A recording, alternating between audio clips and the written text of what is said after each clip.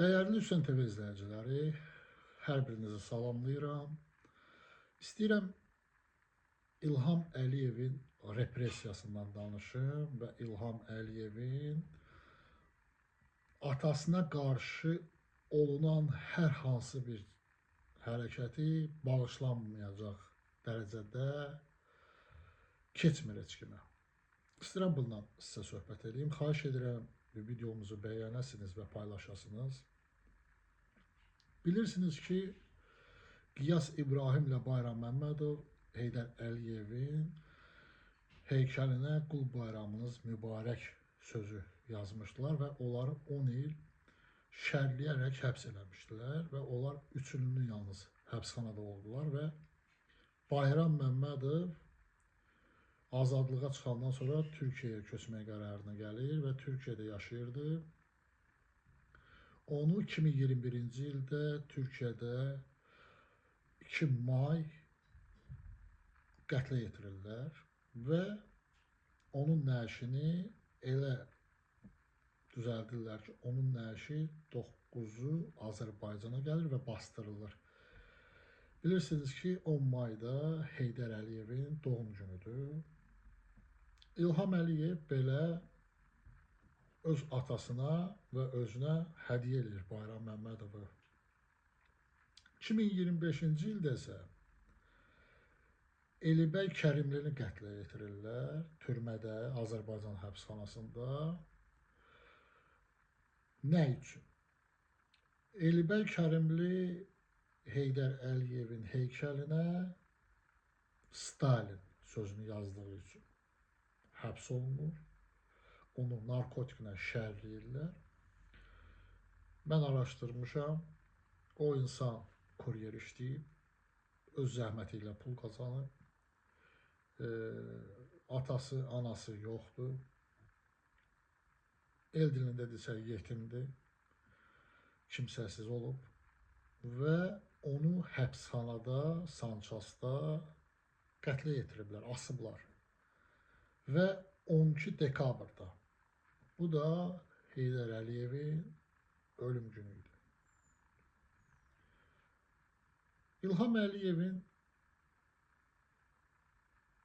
ad günü yaxınlaşır. Bilirsiniz ki, 24 dekabr İlham Əliyevin ad günü olacaq. 64 yaşı, səhv eləmirəmsə, tamam olur. İlham Əliyev 64 yaşında oturub fikirləşmirmiş ki, niyə mənim atamın heykəlinə qul bayramınız mübarək və yaxud da Stalin sözləri yazırlar? Nə üçün ölkədə bu qədər heykəllər var?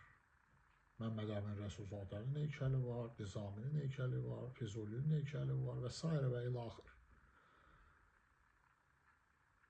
Nə üçün onlar o heykəllərə nəsə yazan yoxdur? Bəlkə İlham Əliyev, sənin atan bu millətə çox qan utdurub. Bəlkə bu günləri o millətin evladlarıdır ki, sənin atana ürək sözlərini yazırlar. Heç oturub bunu fikirləşmisənmi? 64 yaşın var sənin. Bu günləri sən gənclərə nəyi göstərmək istəyirsən?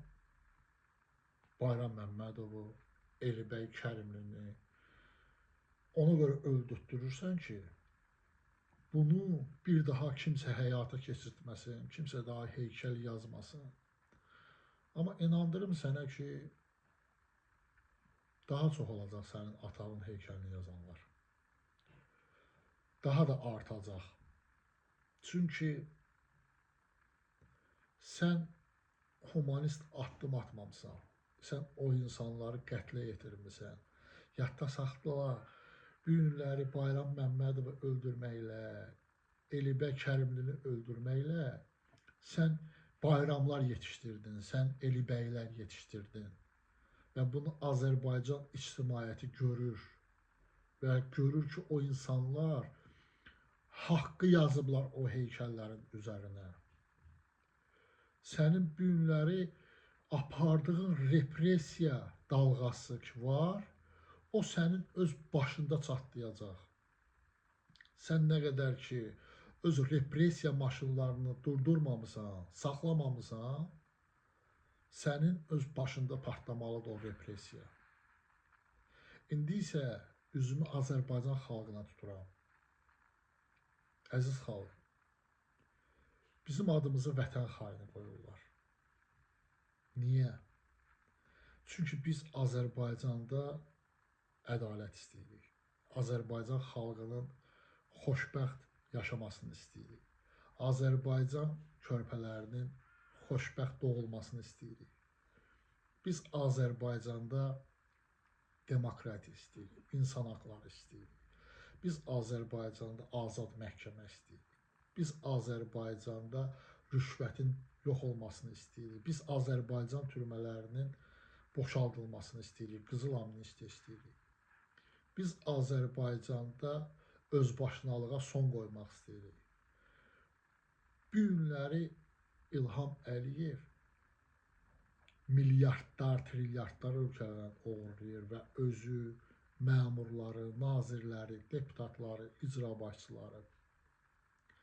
Bunlar olublar vətənsevən, amma biz təmənnasız bu xalqın xidmətində dayanmışıq, ictimailəşdiririk İlham Əliyevin korrupsiyalarını, cinayətlərini, onun rejiminin haqsızlıqlarını, biz olmuşuq vətən xaini.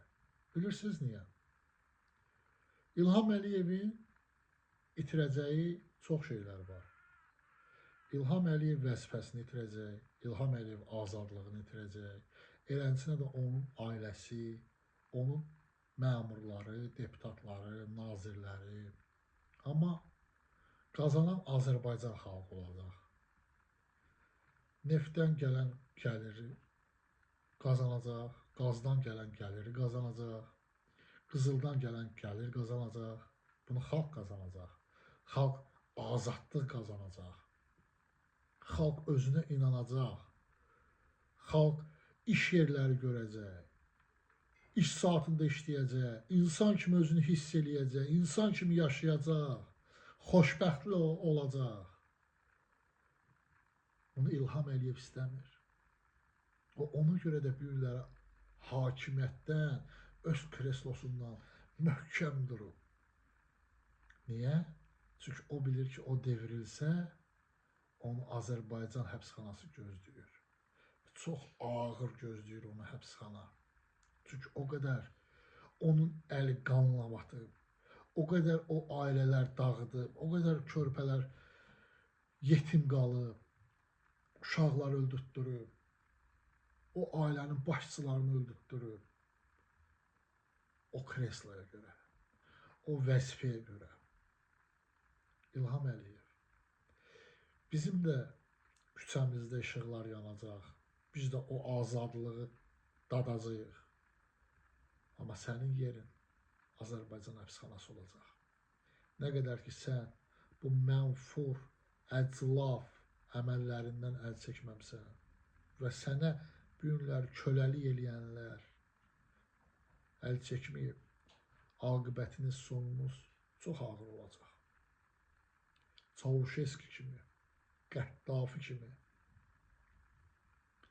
Səddam kimi aqibət məhz sizi gözləyir. Çünki siz bu xalqın dərisini soymusunuz.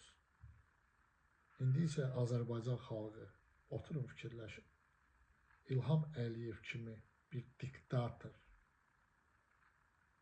İsmailli hadisələrini törədən, Tərtər hadisəsini törədən, Söyüdlü hadisəsini törədən, Gəncə hadisəsini törədən, İmişli hadisəsini törədən, bu günləri bir diktator Nardaran hadisələrini törədən bizə vətən xaini deyir. Halbuki vətənə ən böyük xəyanəti elə İlham Əliyev, onun ailəsi, nazirləri, deputatları, icra başçıları eləyib.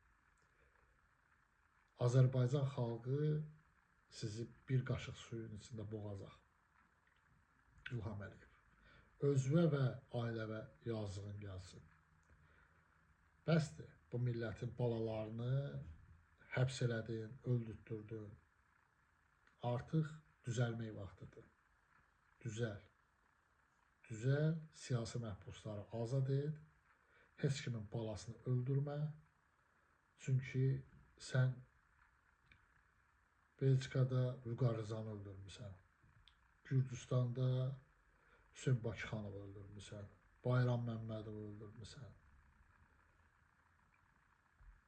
Vidadi İskəndərlini öldürmüsən. Mənə 2 dəfə hücum elətdirmisən.